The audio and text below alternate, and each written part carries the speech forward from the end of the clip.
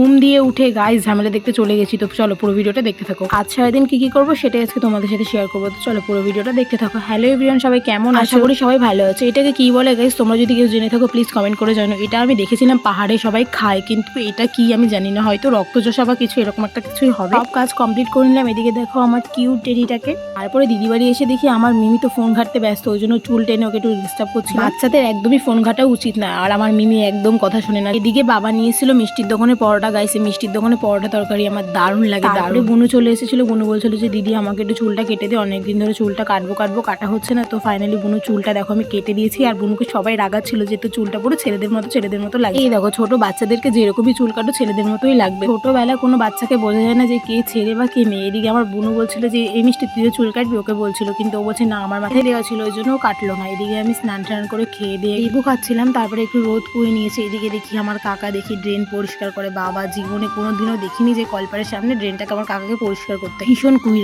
কুইরা আমার কাকাটা। এদিকে কাকা আমার সাথে ঝামেলা করতে জামা কাপড়ের দড়ি ছিঁড়ে দিয়েছে। আমার ঠাম্মা তো জম্মের ঝাড় দিয়ে দিয়েছে। সন্ধ্যেবেলা চা খেয়ে ঝামেলা দেখতে চলে গেছিলাম না আগে, যেখানে কোনো ঝামেলা হচ্ছে না। এখানে আমাদের মহিলা সমিতি মিটিং হচ্ছিল। আর এদিকে আমার বোনুর কাণ্ড দেখো, কি একটা জেলি পেয়েছে, ওই নিয়ে সারা বাড়ি নোংরা লাগাচ্ছে। ওর খাওয়া দাওয়া একদম কাজ নাই গাইস। তো কেমন লাগলো ভিডিওটা অবশ্যই বলে, দেখা হচ্ছে নেক্সট ভিডিওতে। টাটা।